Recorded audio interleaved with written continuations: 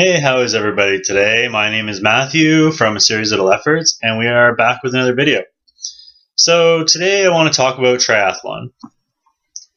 For those of you that don't know or are relatively new to the channel, I've been very active in the triathlon world over the course of the last decade or so. I've competed in over 60 triathlons all over the world. This includes 10 Ironman 70.3s, 3 Ironmans, couple Olympic distance world championships, and as I was saying, they've taken place all over the world, ranging from across Canada, through the States, Mexico, Beijing, South Africa. So I think at this point it makes it a lot easier for me to understand where beginners are coming from because I've been there and I've been through the journey myself. For starters, I want to start with a little story about a lady that I trained. I'm not going to say her name just in case she ends up watching the videos and she doesn't want me to. But yeah, she came to me when she was about 50 years old and was out of shape. She was in a bad situation, work-wise and personally, where she didn't really believe in herself. She wasn't taking care of herself. She was living out of the basement of her work, and it just wasn't in a healthy spot in her life. So when she came to see me, she started working out regularly and started doing her cardio.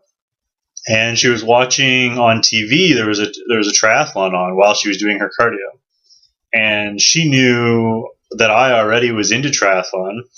And she asked me if I thought that she'd ever be able to do one. And I said, of course, like, why not? Of course you could. It's going to take a lot of work, but there's nothing stopping you. And the look on her face was kind of one of shock. I guess it's perceived that triathlon is something that only elite athletes can do. And this just isn't true. I mean, this lady was someone who hadn't worked out in decades and didn't take care of herself, was overweight. And she went from that to, within a few months, doing her first 5K. And then soon after, doing her first sprint triathlon. And then the following year, she did her first Olympic triathlon. And by the end of that year, she did her first half Ironman. So I don't know how much you guys know about the distances of triathlon, but you can go anywhere from what's called a tri, which would be very short, say a 2.5 kilometer run, 250 meter swim, then a 10 kilometer bike, and a 2.5 kilometer run.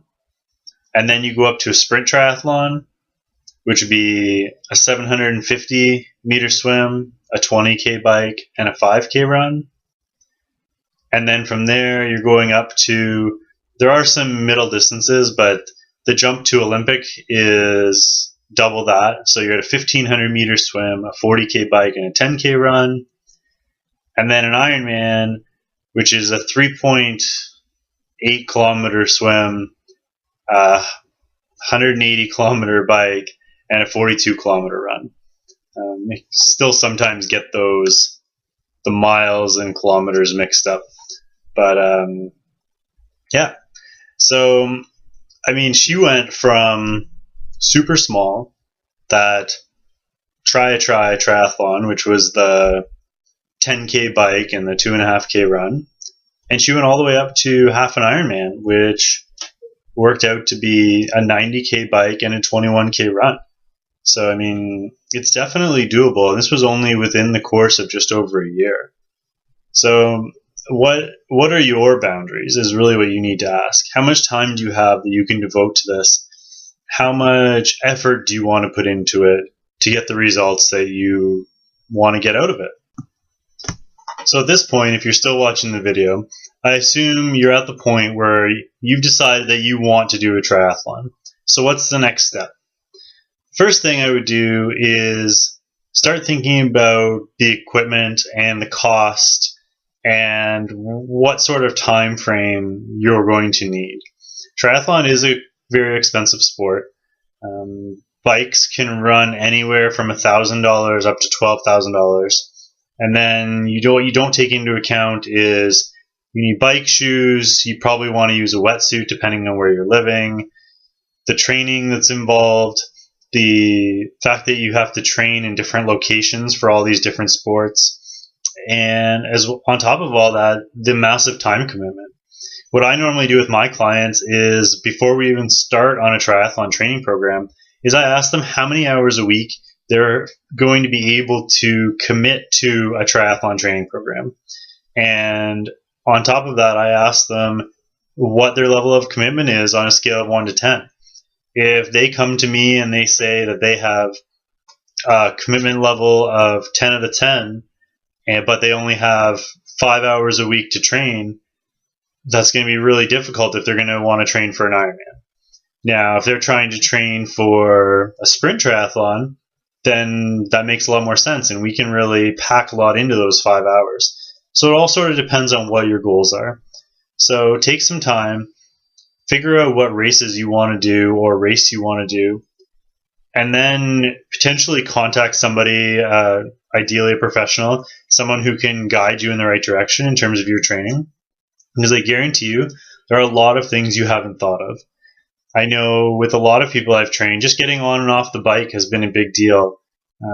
The idea of transitioning from the swim to the bike as well is quite tricky when you've got a wetsuit on and you're trying to race and you're trying to do it as fast as possible. So consider all that stuff ahead of time and then go from there. Okay, so now that you know what you're getting yourself into, it's time to pick a race. You need to be realistic in terms of your goals and how much time you're going to need to accomplish these goals. And this goes both ways. Some people will say, oh, I want to do a sprint triathlon 2 years from now. And realistically, if they really wanted to, they could do it 3 months from that time. And on the opposite end, some people will say they want to do an Ironman, and they'll say they want to do it 3 months from now. So try and be realistic in terms of how much time you need to train for these specific events, as it will vary greatly. I'm not going to put out specific timelines for each individual race because I don't know exactly where you're starting from. If you're in great shape already, you may be able to train for an Olympic distance triathlon within a month. On the other side of things, if you're not in great shape and you haven't worked out in 10 years, then it may take you a year to be able to do that first race. So just kind of, be careful, think about what you can do already. The fourth sport of triathlon, as a lot of us like to say, is staying injury-free. Because you have 3 sports to train for, getting injured is a huge issue, and you really need to take good care of yourself. This includes not only your physical workouts of the 3 sports, but also your recovery. What does your recovery include? That includes a lot of flexibility, and I can't exaggerate that enough. I mean, a lot, like more than you can imagine. Lots of flexibility, lots of stretching, lots of massage, lots of rolling out, myofascial release, all that stuff, and a great diet. Eating healthy is the key to recovery. If you don't eat properly, your muscles can't recover and you won't be ready for that next workout. So try and keep all of that in mind. I know I did touch on in my video about water, about how much water you should take in to replace water that's lost. So if you want to check that out, I'll link that down in the description as well. That was specifically for my triathlon training, as it was 2 cups of water per pound of water, or per pound lost during a workout. Now that's mostly for those really long workouts getting up in the Ironman range, but keep that in mind anyway. Now that you've picked a race, it's time to start training. So this is where things get really complicated, and it depends on how much available time you have, and it depends on your goal. So if your race is 3 months from now, or 6 months from now, or a year from now, what I like to do is either go on the computer and open a spreadsheet, or just do it on a piece of paper and start from your race date and work backward. So if I were to show you my own personal training program for myself, it's a crazy spreadsheet that involves every single workout I have for the entire year to get ready for that race. So yours doesn't have to be as extensive, but kind of step back, start from race day, and say, okay, the week before a race, depending on distance, I want to be tapering. How long does your taper want to be? If you want to do an Ironman, you probably want a 3 or a 4 week taper leading into the race. So book that in. Then what do you want to do the month before the race? You want to be at your peak, right? So you're going to be doing your last training phase, say the 3 weeks before that. What do you want before that? Probably your second last training phase, right? I like to finish with 3 major training phases, and I like to put 4 or 5 days in between each for rest. So a lot of people will go hardcore and they'll just train every single day until they're absolutely exhausted and they can't do anymore. And then they don't train for a couple weeks and they're totally out of shape when it comes time for the race. What I like to recommend is doing a rotation of 16 days on and 5 days off, or 21 days on and 7 days off. So if you notice, the first one, the 16 and 5, is 21 days, so that's 3 weeks, and the second one was 3 weeks and 1, so that's 4 weeks. So each phase will be one of those blocks of time, and then it follows by a couple of days off. Remember, when I say 5 days off, I don't mean sit on the couch for 5 days. I mean a lot of active rest, so, maybe some exercise outside, or go play a sport, or something like that. Even go to the gym, do some workouts in the gym, something different than the swimming, biking, and running. You may want to go for a light jog, but it's not necessary. The other thing you need to keep in mind during the active rest, obviously, is your diet, but most importantly is the flexibility. This is when your muscles will get really, really tight, and it's most important to stretch. During the active phase, you will be so busy and you'll be working out so often that you really won't have time to get overly tight. But that 5-day rest is when the pain and soreness starts to kick in. So the stretching of both the muscles and the fascia is super important. So now that you have a rough sketch of your program, what you need to do is you need to fill those blocks with something. So working again from the end and coming toward the present, what you need to do is you need base phases and you need build phases. So take the taper as the last phase, however long that needs to be, and then put the one before that will be build 3, the one before that will be build 2, the one before that will be build 1, then before that you'll have base 3, base 2, and base 1. So already, if you're going 3 weeks on, 1 week off, this is already stretched out to be, again, depending on your taper, but this is come out to be about a 7-month program. So 7 months, you can get ready for pretty much anything. I think if you came to me today and said, I want to do an Ironman, and I was designing your program, I could probably get you ready for that Ironman in 7 months, depending on your current physical condition. Now, please remember that there are millions of different types of training programs out there. And on top of that, everybody is different, and there's a million different types of bodies and the way your body's going to react out there as well. So there is no one right way to do this. This is just the way that I have found works best for myself and for clients. And even within this program, I've made tons of alterations. Some people react really well to the 3 weeks on, 1 week off. Other people love the 16 days on, 5 days off. And there is a significant difference there. It can be really hard to train as hard as you need to train during those 3 weeks when it's no rest for the 3 weeks. Other people prefer just to do sporadic workouts and not really have scheduled rest time. I'm a huge believer in the scheduled rest time. I think it's super important. Rest, again, is one of the key components to recovery and injury prevention. So remember that when you're designing your program, and try and incorporate it one way or another. So now you've picked your race, you've designed a training program, and it's time to get to work. So step 1, what are you going to do during these workouts? Remember, we went through the build phases and the base phases. So your first 3 phases, which works out to about 3 months, is purely base, building a base, getting you from being able to run a kilometer to being able to run 10 kilometers or however long you need to be able to run during the race. You need to be able to get your base up high enough or close enough to race distance that you're not going to be exhausted.